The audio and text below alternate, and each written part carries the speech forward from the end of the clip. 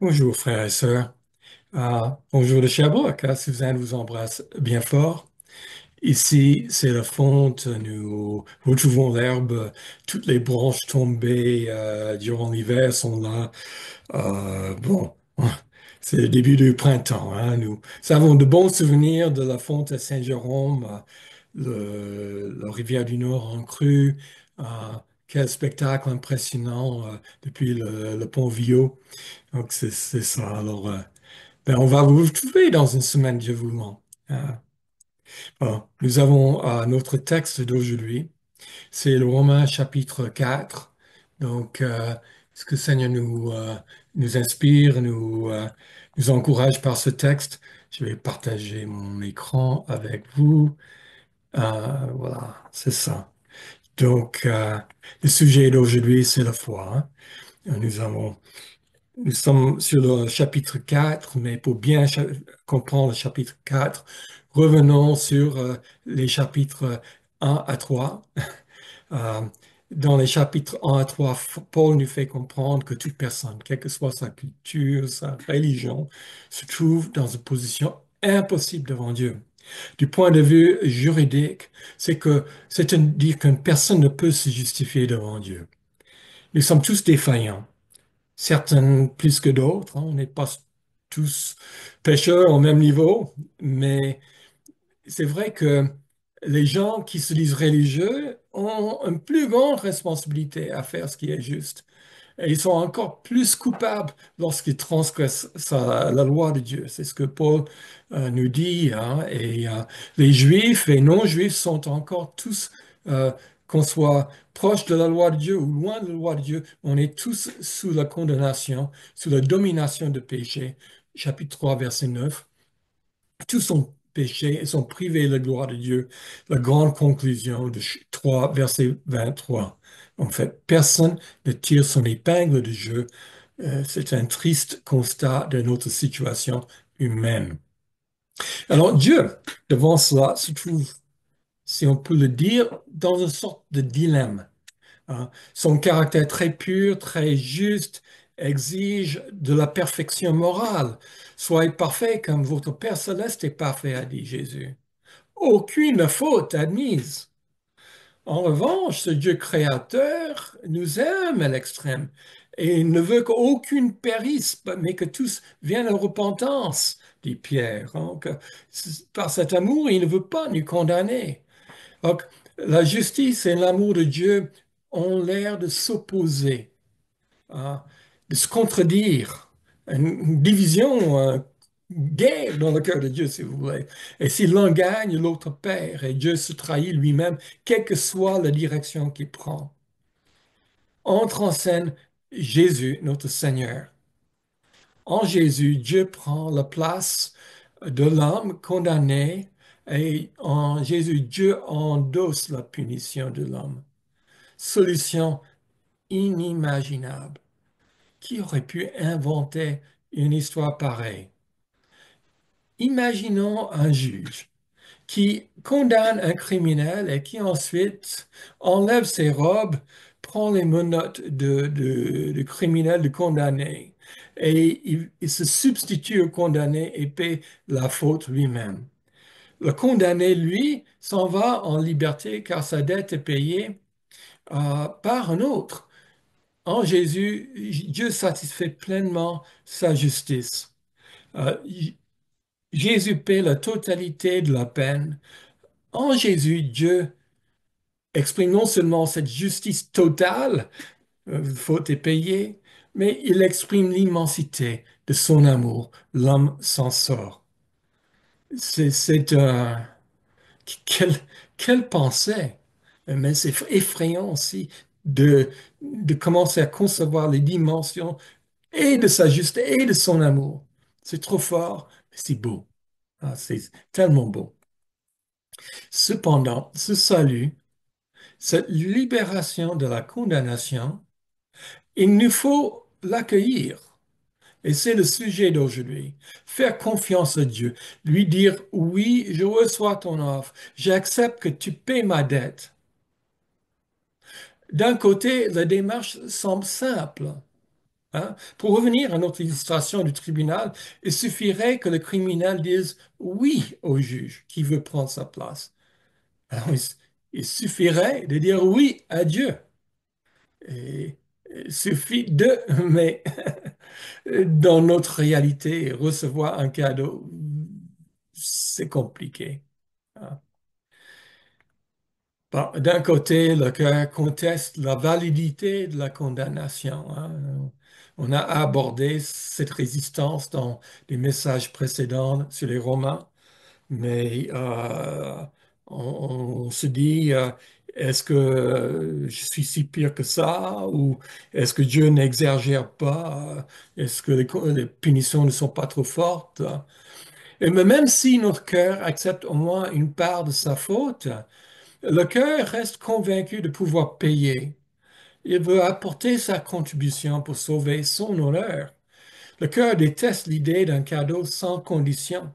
C'est un aveu de faiblesse. D'ailleurs, recevoir un cadeau, c'est devenir redevable, perdre son indépendance vis-à-vis de Dieu. C'est instinctif. Le cœur exige de participer au paiement de sa dette, hein.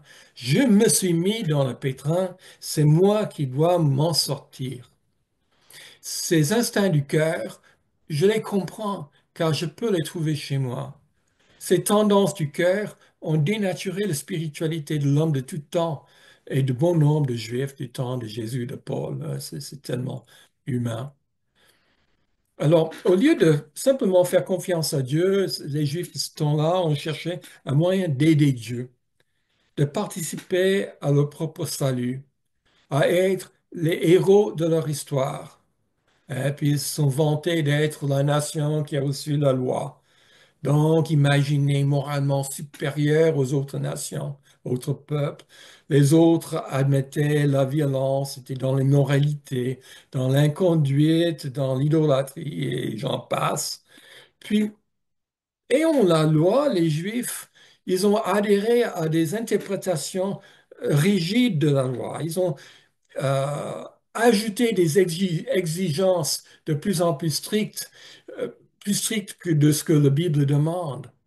Ah, vraiment dans la performance spirituelle. Il y avait là une spiritualité volontaire, décidée à forcer Dieu quelque part, à forcer les portes du ciel. Et que ce genre de spiritualité fondée sur la performance, et parfois méprisante des autres, ne se trouve jamais chez nous, hein. Bon, on le souhaite et c'est plus difficile qu'on ne le pense. Mais j'ai particulièrement pour nous tous une petite question qui nous concerne de près, une question qui concerne notre témoignage et notre façon de l'apporter. Lorsque nous parlons de notre foi, qui est le héros de notre histoire? Est-ce que, est-ce que je me mets en avant, ma recherche de Dieu, mes découvertes, mon périple, mes réussites dans la foi? Ou est-ce que je laisse le beau rôle à Dieu? C'est lui qui est venu me chercher alors que je m'en sortais pas du tout. C'est à réfléchir. Alors, revenons à nos Juifs, je partage l'écran. Euh, Là, vous avez un Juif orthodoxe devant le mur des Lamentations à Jérusalem. L'Église de Rome qui recevait cette lettre comptait un bon nombre de chrétiens d'origine juive. Ces chrétiens d'origine juive croyaient en Christ, mais ils restaient toujours fidèles, fiers de la loi qu'ils ont reçue. Ils pratiquaient la circoncision. euh, et je pense que vous pouvez commencer à comprendre la confusion. Il y avait dans un seul sac, Christ, la loi de Moïse, la circoncision et la foi. Comment est-ce que tout ça se mettait ensemble? En Romains 4, Paul veut replacer les idées en place, hein, sur la loi, la circoncision face à la foi. Alors, remarquons, hein, il ne va pas dire non à la circoncision. Paul ne va pas dire que la loi n'est plus valable. C'est la circoncision, la loi, avait une place d'honneur dans les Écritures et, et ont des rôles possibles. La loi, certainement encore aujourd'hui. Mais Paul les repositionne à leur juste place. Et pour ce faire, Paul va faire un voyage dans la Genèse. Il va aller revoir les origines du judaïsme. Et justement, il nous amène voir Abraham. Considérons Abraham. Alors, est-ce que Abraham a été justifié par sa belle vie? Pour les Juifs du temps de Jésus et de Paul, Abraham était une grande référence, hein. Père de la nation, le premier à quitter les idoles pour adorer Dieu, le premier à pratiquer la circoncision. Alors, je vais vous amener dans un instant à lire un texte de Siracide. C'était un livre de chevet des Juifs, pas la Bible, mais un livre estimé qui exprimait quand même pas mal la spiritualité, le pensée de l'époque vis-à-vis d'Abraham. Siracide 44, 19 à 20 nous dit, euh, Abraham est l'illustre père d'une multitude de nations. Il se trouvait personne qui l'égala en gloire. Il a gardé la loi du Très-Haut. Il est entré en alliance avec lui. Il a institué cette alliance dans sa chair et dans l'épreuve. Il s'est montré fidèle. Ah, voilà. Personne qui l'égalait en gloire. Voilà. Bah, il y avait beaucoup de personnes glorieuses hein, dans l'Antiquité et même dans la Bible. Mais là, on met Abraham sur un piédestal, hein, très élevé, il semblerait. Pourquoi? Hein? Bah, on lit qu'il a gardé la loi. Bon, et voilà, vous voyez ce qui est important, c'est la loi. Hein. Abraham est entré en alliance avec le Très-Haut, avec Dieu. Alors, le texte ne dit pas que Dieu a abordé Abraham, s'est révélé à Abraham, a invité Abraham à être en alliance avec lui. Non, il dit qu'Abraham a pris les devants et c'est lui qui est entré en alliance avec le Très-Haut. Mais le texte dit que cette alliance était instituée dans sa chair, c'est-à-dire la circoncision. Donc, c'est l'alliance a pris effet lorsque Abraham s'est fait circoncire. Tu veux entrer dans l'alliance avec Dieu, ben, tu te fais circoncire. C'est une action qui t'amène, et c'est Abraham, par cette action, entre dans l'alliance, selon ce texte. Enfin, dans l'épreuve, Abraham s'est montré fidèle. Référence au sacrifice d'Isaac. Hein. Abraham était vu comme l'exemple de la fidélité envers Dieu par l'excellence contre vent et marée. Hein. Abraham, ce fils unique, difficile à venir, arrivé dans sa vieillesse, Dieu lui dit quand euh, Isaac était devenu adolescent, Dieu lui dit d'amener Isaac sur le mont Moriah et de le sacrifier là-haut. Abraham exécute, il amène son fils là-bas. Euh, et puis, il est sur le point de plonger le couteau dans son fils et Dieu dit, arrête, arrête, Abraham. Et donc, les Juifs disaient, voilà, Abraham, un homme capable d'obéir Dieu même quand il ne comprenait pas. Abraham prêt à obéir Dieu jusqu'à amener le plus beau, belle chose de sa vie. Abraham, capable de tout faire pour Dieu par obéissance. Abraham, exemple de la fidélité envers Dieu pour nous tous. Donc, vous voyez, dans ce petit texte de Siracide, le tout est axé sur la performance spirituelle d'Abraham. C'est d'ailleurs un texte assez typique de l'enseignement des rabbins du temps de Jésus, de Paul, et donc, Paul, lorsqu'il écrit ce livre romain, choisit justement de parler d'Abraham, euh, parce que les chrétiens d'origine juive dans l'Église connaissaient ces enseignements, et Paul veut les retourner à l'envers, hein. Et il va montrer Abraham pas sous l'angle de l'Abraham fidèle, impressionnant par son obéissance, mais sous l'angle d'un Abraham homme de foi. Lisons ensemble Romains 4, versets 1 à 3. Que dirons-nous donc d'Abraham, notre ancêtre? Qu'a-t-il obtenu par ses propres efforts? Si Abraham a été considéré comme juste sur la base de ses œuvres, hein, si par amener, le fait d'amener Isaac jusqu'au mont pour le sacrifier, etc., il a de quoi se montrer fier. Et oui, c'était remarquable, mais non devant Dieu. Et Paul cite un verset de Genèse 15, 6 au verset 3. Il dit, en effet, que dit l'Écriture? Abraham a eu confiance en Dieu et cela lui a été compté comme justice. Pour Paul, Abraham était ce géant de la spiritualité juive. D'abord un homme qui mettait sa confiance en Dieu. Rappelons-nous, hein, Abraham avait tout. Belle femme, les richesses, toute une entreprise d'élevage, plusieurs employés, mais il lui manquait un héritier pour préserver son nom. Et c'était là sa grande douleur, pas d'enfant, son besoin ressenti. Toutes ces réussites ne valaient pas grand-chose si Abraham n'avait pas d'héritier pour préserver le souvenir de son nom, un héritier de son sang pour transmettre, à qui transmettre son héritage. Et Abraham, à ce point-là, il n'était pas jeune, sa femme non plus. Et face à cette grande souffrance d'Abraham, et Abraham en parle à Dieu, Dieu lui fait une promesse d'un héritier. Et Abraham lui fait confiance. Le texte dit que Dieu a pris acte de la foi d'Abraham et l'a déclaré juste. Cela ne veut pas dire que la foi d'Abraham n'a jamais défailli. Comme nous tous, il a parfois douté de Dieu. Pourtant, Dieu a constaté le bon fond de foi en lui et Dieu a compté sa foi comme justice.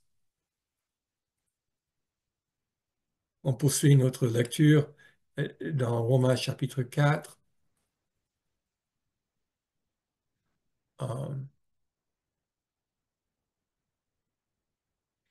Or, si quelqu'un accomplit quelque chose, le salaire est porté à son compte, non comme une grâce, mais comme un dû.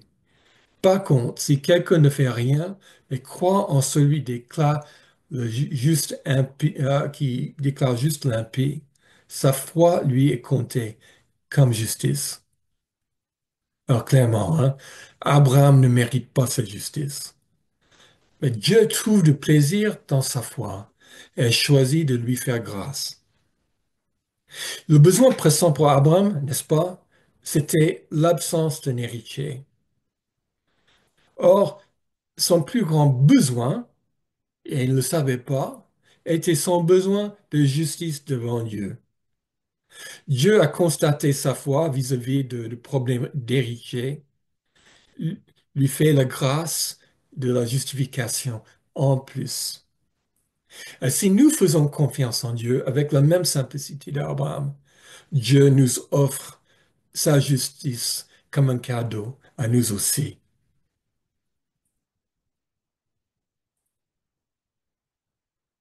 Paul avait choisi Abraham comme modèle de la foi et il reviendra à Abraham un peu plus loin. Mais maintenant, Paul veut montrer qu'Abraham n'était pas une exception dans l'Ancien Testament. D'autres avaient de la foi. Qui était le plus grand roi d'Israël? Bah, David, n'est-ce pas? Homme selon le cœur de Dieu, auteur de plusieurs psaumes. Or, David était également adultère, meurtrier, menteur, et David lui-même le savait. Et Paul met en avant ce David compris, ce David confiant dans le Dieu qui pardonne. Et Paul va citer David dans le psaume 32, versets 1 à 2. Retrouvons notre diaporama.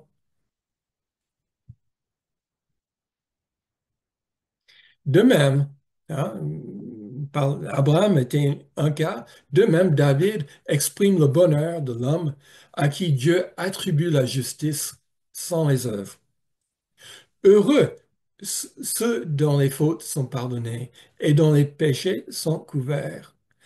Heureux l'homme à qui le Seigneur ne tient pas compte de son péché. Paul aurait pu nous parler de la foi de Moïse, meurtrier lui aussi. Il aurait pu parler de la foi du roi Manassé, le pire des rois des Juifs. Il a égaré toute la Judée, mais qui, en fin de vie, s'est repenti. Il aurait pu parler de la foi de Jérémie, de Daniel ou de Néhémie, qui intercèdent pour Israël égaré. Dans l'Ancien Testament, nombreuses sont les personnes pardonnées de leurs fautes par Dieu sans les œuvres. En conclusion de cette section de notre chapitre, on voit que Dieu avait donné la loi à Israël. C'est vrai, la loi est bonne et Dieu avait des attentes de comportement. La loi dit, tu feras ceci et cela, tu ne feras pas ceci et cela. Mais Dieu savait qu'Israël n'arriverait pas à accomplir la loi parfaitement. Et la foi se trouvait toujours à la base de la relation entre Dieu et Israël, dès le départ, à partir d'Abraham, et c'était toujours comme ça, hein.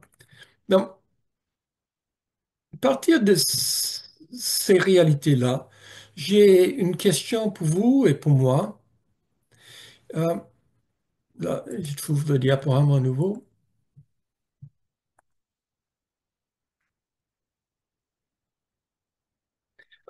Quelle est la base de mon sentiment de bien-être avec Dieu? Euh, L'expérience générale du croyant sera normalement celle de la paix, hein. C'est normal pour un chrétien d'être à l'aise avec Dieu, d'entrer sans crainte dans le Saint des Saints, comme dit les Hébreux. Romains 5, 1 nous dit que nous avons la paix avec Dieu.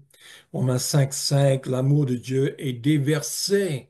Déversé, c'est une inondation d'amour dans notre cœur par le Saint-Esprit. Alors, je sais très bien qu'il y a de nombreux chrétiens qui ressentent une certaine crainte envers Dieu constamment, une méfiance, hein. Et c'est parfois une sorte d'héritage de relations qu'ils avaient avec le papa humain et qui a été transféré sur Dieu. Des expériences avec les autorités, des personnes en pouvoir sur eux. On remet toutes ces mauvaises expériences sur Dieu. Alors, si vous n'avez pas cette paix avec Dieu par la Bible, la culpabilisation ne va pas vous aider, hein. Je suis pas là pour vous culpabiliser. Euh, je vous encourage à rappeler de temps à autre le- la vérité de son amour pour vous. Le fait que avec Christ, vous avez la paix avec Dieu. Et il y a de bons versets à garder dans le cœur. Mais c'est justement là le problème, c'est que souvent ces vérités restent dans la tête et ne descendent pas dans le cœur. Et c'est là où on peut aussi s'en remettre à Dieu, à son esprit, qui lui connaît les chemins de notre cœur et, et lui demander de, de travailler avec nous, de nous mettre en confiance petit à petit pour nous amener en place de plus en plus où nous pouvons lui faire confiance euh, plus amplement et vivre avec beaucoup plus d'aisance, avec paix dans sa présence. Mais bon, euh, maintenant je vais parler à nous les autres qui sommes confortables avec notre Papa céleste, hein, notre Abba Père, hein. Suis-je confortable parce que la vie chrétienne, je le connais depuis des années? Suis-je confortable parce que j'ai beaucoup dépensé d'énergie, des sous aussi pour Dieu? J'ai tellement prié dans ma vie, j'ai assisté à tant de cultes, j'ai investi beaucoup de temps pour l'œuvre de Dieu, j'ai rendu toutes sortes de services à l'Église. Je me suis donné corps et âme, avoir vécu autant de choses avec Dieu, l'avoir servi autant, ça doit compter pour quelque chose, n'est-ce pas? C'est ce qu'on se dit, hein. N'ai-je pas le droit de me sentir au moins un peu à l'aise là? Je suis chez moi, non? Euh, Au fond, est-ce que notre confort avec Dieu se repose sur notre expérience de vie chrétienne ou sur Christ qui est mort pour nous? N'oublions pas de toujours revenir à la croix de Christ. Revenir à la croix de Christ dans nos prières. Revenir à la croix de Christ par nos chants. Revenir à la croix de Christ lors des cultes, et notamment les cultes de Sainte Seine, c'est vraiment des occasions par excellence régulièrement de nous remettre au pied de la croix et on se trouve tous égaux devant lui, des pécheurs sauvés par la grâce. Mais tout ce que je peux faire pour le Seigneur est un privilège euh, rendu possible par la croix de Christ, par l'Esprit Saint qui vit en moi. Rien dans ma vie, même maintenant après des années de vie chrétienne, me permet de me tenir devant Dieu. Je m'accroche à la croix et je me souviens qu'il est en paix avec moi. Il a déversé son amour dans mon cœur par l'Esprit. Paul aborde maintenant la circoncision. L'obéissance à la loi était très importante dans la spiritualité juive. On pensait que l'obéissance, on a vu, hein, pouvait amener le croyant au sommet de la spiritualité comme Abraham. Mais la circoncision évoque les débuts de la foi juive. Alors, est-ce que vous êtes un garçon né dans une famille juive? La circoncision va vous faire un garçon, va faire de vous un juif à l'âge de 8 jours, hein. Est-ce que vous êtes un païen qui se convertit au judaïsme à la vie adulte? Ben, vous allez vous faire circoncire pour devenir juif. La circoncision est la porte d'entrée dans l'alliance avec Dieu pour les hommes. Une fois entré dans l'alliance, vous bénéficiez de toutes les promesses de Dieu, mais vous devez aussi pratiquer la loi. Et Paul apporte un autre regard sur la circoncision. Hein, il va essayer de nous amener à voir la circoncision autrement. Une vision fondée, encore une fois, dans sa lecture de la vie d'Abraham. Hein. Paul a fait pas mal de relectures d'Abraham pour secouer un peu les idées de ces Juifs habitués à leurs enseignements traditionnels. Donc, on va parler de la circoncision d'Abraham, signe et sceau de sa foi.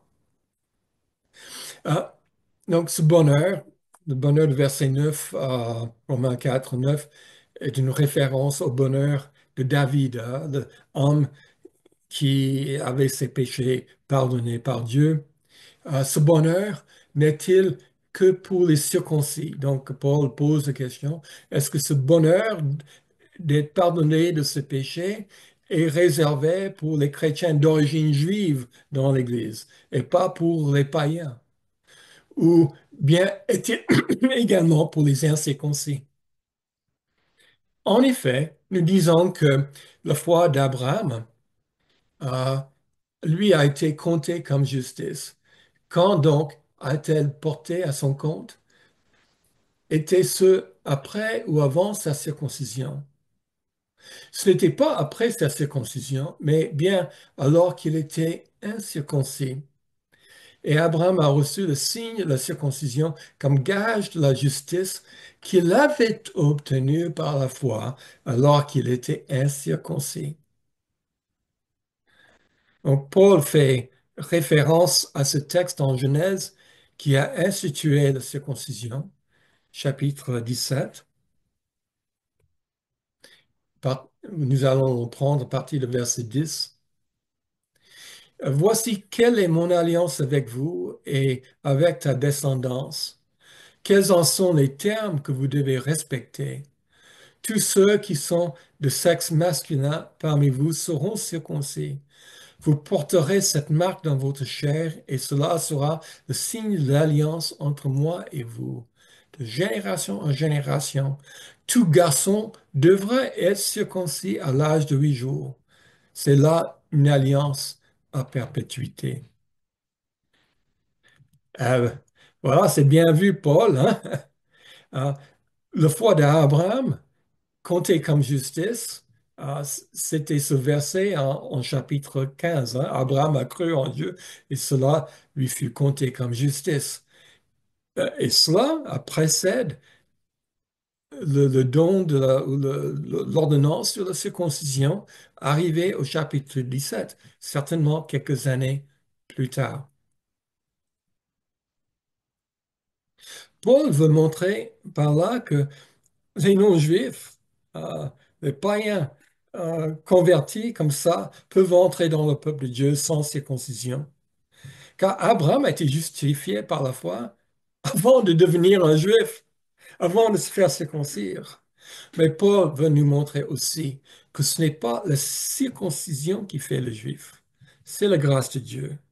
La circoncision du corps n'est qu'un signe de cette appartenance à Dieu. Et justement, euh, on trouve ce vocabulaire euh, dans le Genèse chapitre 17 et parle de signe de l'alliance, hein. La circoncision est un signe. Pour nous, je pense qu'il est important d'insister sur cet enseignement du texte. C'est que le signe extérieur ne fait que refléter une réalité intérieure. Pour les Juifs, hein, c'était que la circoncision n'était qu'un signe de la justification que Dieu avait donnée, et que un signe de cette inclusion de la personne dans le peuple de Dieu. C'est un principe qui traverse la Bible, n'est-ce pas? Et on le trouve dans le Nouveau Testament.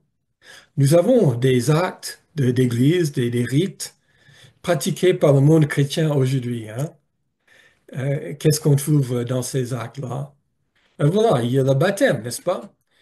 Le baptême est précédé par la Nouvelle Alliance, hein. À Jérusalem, des milliers de personnes ont cru dans le message de Pierre. Ils se sont fait nés de nouveau, si vous voulez, et ensuite Pierre les a invités à se faire baptiser. Il y avait l'Éthiopien qui a cru dans le message de l'Évangile, qui a appris à partir d'Ésaïe 53. Et puis, une fois qu'il a cru, et on constate qu'il a cru, ben, Philippe l'amène se faire baptiser. Il y a un ordre des choses. D'abord la foi, ensuite l'acte qui témoigne de la foi. La scène, elle, c'est pas le petit couple là que je bois qui me fait ingérer une bénédiction de Jésus-Christ, hein.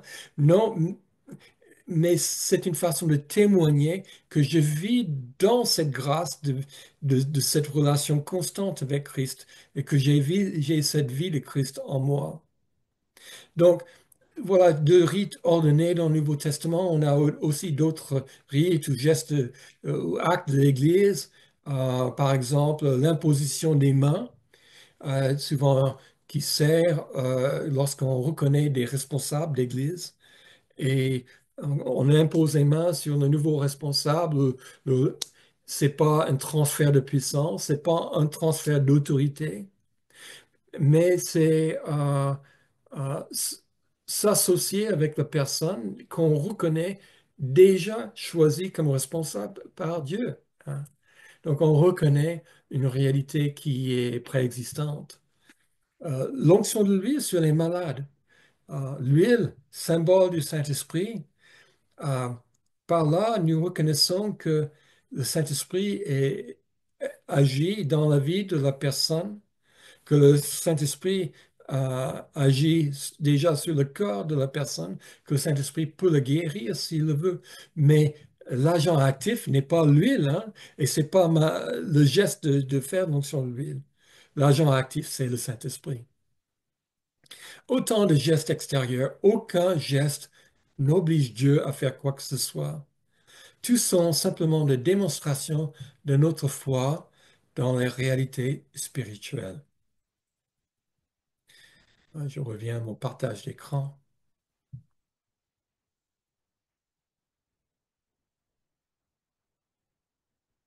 Euh, Présentement, j'accompagne un ami de l'église de Rockforest Baptisé enfant chez les méthodistes, il était ensuite baptisé adulte dans une église où le fondateur se présentait comme le seul chemin vers Dieu, donc une sorte de Jésus-Christ bis. Ensuite, il se fait baptiser chez les Mormons.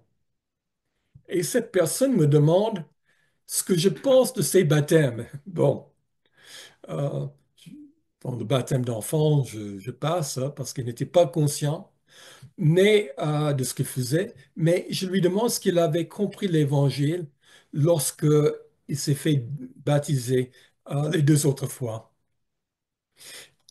Est-ce qu'il avait mis sa confiance en Jésus-Christ seul ou est-ce que le baptême pour lui représentait autre chose? Hein? Et c'est ça. Le bat- Ce qui compte, en fait, c'est votre foi. Alors, baptisez-vous autant de fois que vous voulez et ça ne change pas votre vie. Ce qui importe, c'est de mettre votre foi en Jésus-Christ.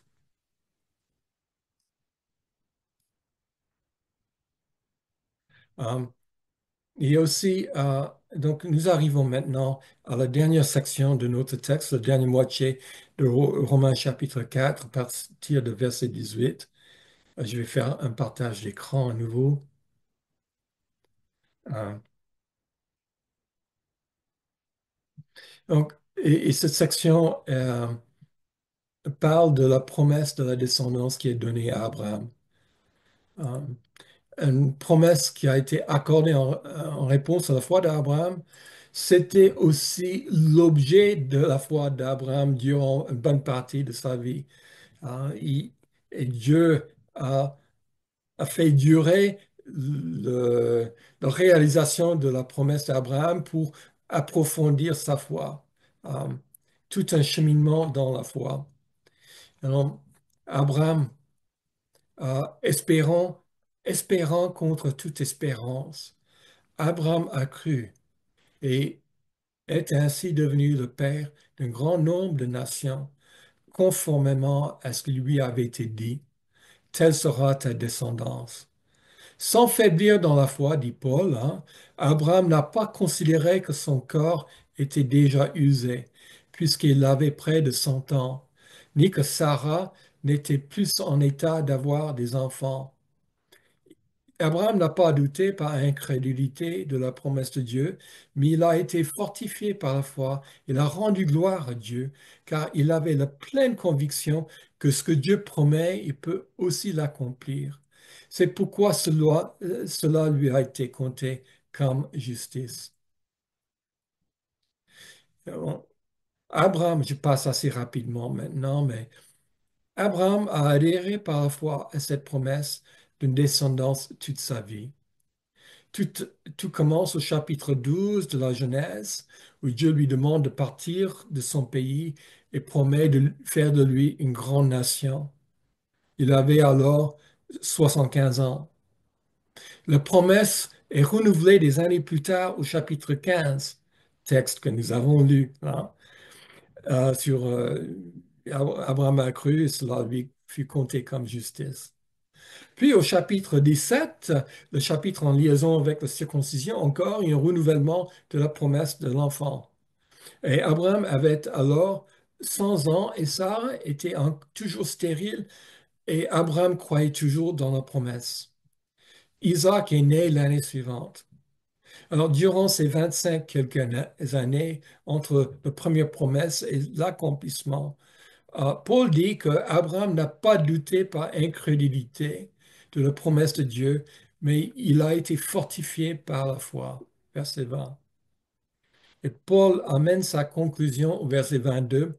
C'est pourquoi cela lui a été compté comme justice.